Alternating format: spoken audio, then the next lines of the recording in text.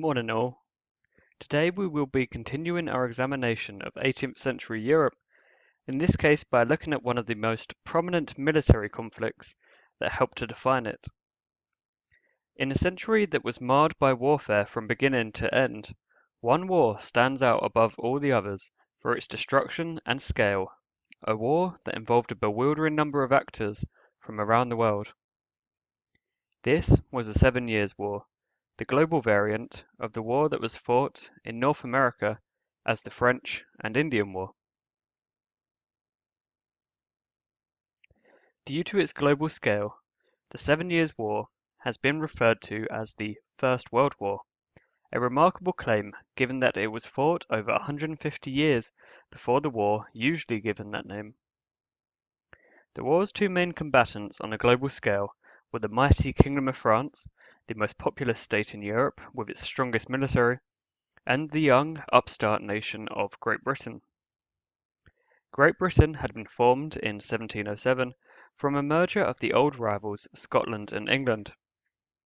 Few nations could match Britain's naval might or her increasing wealth, secured by trade with Asia and the extremely lucrative slave plantations of the Caribbean islands. It would be a mistake, however, to view the 7 Years' War as a solely Anglo-French conflict. On the global level, the Kingdom of Spain supported France. Spain was ruled by a monarch of the ruling French dynasty, the House of Bourbon, and fought to keep its increasingly moribund colonial empire intact. On the European continent, the two most important armies were led by the ancient Habsburg monarchy, increasingly known as Austria, and the Kingdom of Prussia. The Habsburgs were supported by the Russian Empire, which entered a major European conflict for the very first time. The 7 Years' War officially began in 1756, but the British and the French had been fighting each other in small battles or skirmishes in North America since 1754. The primary reason for the outbreak of these skirmishes was the lack of a definite, clear border between the two powers on the continent.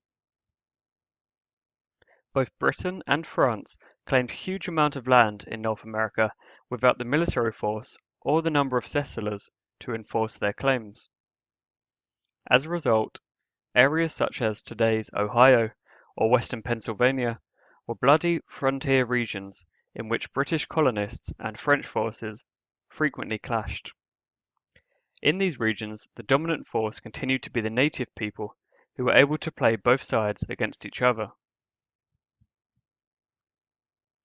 The building of a French military fort in today's Pittsburgh, intended as a way to protect local native people from British settlers, enraged the people of the colony of Pennsylvania, who feared that the French and natives were teaming up together to plan an attack on them. A dashing young redcoat, George Washington, led a raid on a French patrol from the fort and killed its commander. Washington's own subsequent capture by the French began a wider conflict in North America in which French forces initially performed far better than the British settlers. The colonists pressed London for aid, but the British Parliament was unwilling to provide this as intervention in North America would be expensive. Moreover, whilst the size of the British Navy gave Britain an advantage over France in colonial warfare, the British monarchs had an interesting weakness. The British king, George II, was also the Prince of Hanover, an important state in northern Germany. A colonial war in North America would threaten Hanover, a situation that George II found unthinkable, as he loved his German holdings. The British thus needed a powerful continental ally to protect Hanover from France. This ally was to come in the form of Prussia. Prussia was the newest of Europe's great powers, having recently conquered the rich province of Silesia from the Habsburg Empress Maria Theresia. The Prussian king, Frederick, who would go down in history as Frederick the Great, was the epitome of an Enlightenment monarch, interested in arts and culture and espousing religious toleration. Frederick was also a warlord and strategic mastermind, whose army performed far better than its small size gave it any right to. Frederick allied with Britain to protect his newly won lands from the vengeful Empress Maria Theresa, as well as from the Russian Empress Elizabeth, who wished to take East Prussia for herself. Both the Habsburgs and Russia subsequently allied with the French. These developments shocked public opinion in Europe. For the previous 100 years, it was France that had allied with Prussia, whilst Britain had traditionally been the ally of the Habsburgs. The sudden switch in alliance between the powers is referred to as the diplomatic revolution. It signalled the end of business as usual in Europe, heralding a period of great uncertainty about the future. The population of the European countries viewed their new allies mistrustfully. In particular, French patriots continued to dislike the Habsburgs, a trend that would later become pronounced in the years leading up to the French Revolution, as we shall see in future lectures. The war in Europe began 2 years after it had broken out in North America. Frederick, fearing that Maria Theresa and Elizabeth were about to unite together in an attack upon him, launched a preliminary invasion into the German state of Saxony, quickly conquering it and defeating a Habsburg army sent to stop him. He then launched an invasion of Bohemia in today's Czech Republic, but was unable to take Prague before being driven out, his army suffering immense losses.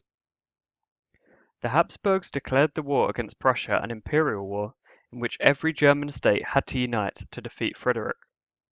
British Hanover, for obvious reasons, refused. By 1757, the impulsive Frederick now had enemies pushing in on him from literally every direction.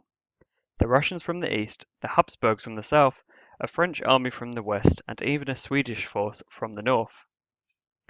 Even the British now largely considered his cause lost. The Prussian king then surprised everyone, however, by winning a stunning victory at Rosbach against the French, despite having an army only half the size of his enemies. This victory, alongside British victories in the north of Germany, stabilized the Western Front and saved Hanover, but it came at the cost of losing ground to the Habsburgs, who had reclaimed Silesia. Meanwhile, a massive Russian army marched west, but then suddenly stopped and turned back towards home. The reason for this strange reverse stems from Russian politics.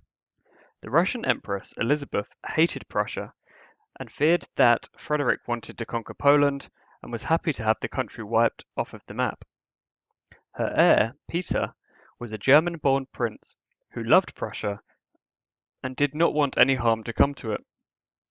Russian generals were thus torn between loyalty to the Empress, who was increasingly ill as the war progressed, and loyalty to Prince Peter. Nonetheless, Russia's armies proved effective in the conflict. At one point, late in the war, the Russian army would even occupy Berlin itself. But when Frederick announced that he was ready to surrender, the message reached Moscow only after Elizabeth had passed away, and Peter, now Peter III, pulled Russian troops out of Prussia and signed peace with the country. Meanwhile, in North America, the war was hardly less confusing, as native people began to pick sides between the British and the French. The Iroquois and Huron supported the British, whilst pretty much everyone else supported New France. Despite this, the British colonists were increasingly able to gain the advantage in the war as money, weapons, and even soldiers poured into North America from Great Britain. Powerful offensives took the French Fort Niagara near Niagara Falls before a twin British attack took place from both ends of the St. Lawrence River. Using strange and unusual tactics, which involved scaling a series of cliffs, the British were able to win an extremely important victory outside the walls of Quebec City, capturing it and defeating a number of French counterattacks. This victory, alongside the capture of the fort of Montreal the following year, ended French rule in Canada and made Britain the dominant power in North America for the first time. Britain also came out victorious in another part of the world we have yet to mention, India. Before the war, Britain's East India Company was the strongest commercial power in India, but still had to compete for the valuable Indian spice trade with the French, the Portuguese, and the Dutch. British merchants wished to remove the presence of these powers from the subcontinent and guarantee their own supremacy over Indian trade. Despite having the support of most of the local Indians on their side, the French forces were defeated by the British at the pivotal Battle of Plassey in Bengal, earning the victorious English general the nickname Clive of India. The British East India Company seized all of Bengal, including the city of Calcutta, before marching south to the French capital in India, Pondicherry, and taking that for themselves as well. This cemented the dominance of the British in South and East India, and over the next century they would expand their rule on the subcontinent ever further northwards. At sea, the British Royal Navy fought the French Navy around the world and defeated it in most of the battles they fought. As France became severed from its colonial income streams, the kingdom fell further and further into debt. For Britain, the cost of war was just as heavy, but by retaining its colonies, Britain was able to guarantee enough confidence from bankers to take out a series of massive loans that the French state was denied. This meant that Britain could put out more and more ships to sea, shifting the balance of power even further in its own favour. The Spanish joined the war on the side of France, but failed to take either the British colonies in North America or its small European neighbour, Portugal. Spain did launch a massive invasion of Brazil, but the sheer size of Brazil, as well as its abundance of impassable terrain, meant that Spanish domination of South America would not be achieved. Spain would, like France, suffer heavy losses to the British at sea and fall further and further into its own levels of debt. In the end, the war in Europe ground into a stalemate, and the powers agreed that no territorial changes should take place. Hundreds of thousands of Europeans had died for nothing.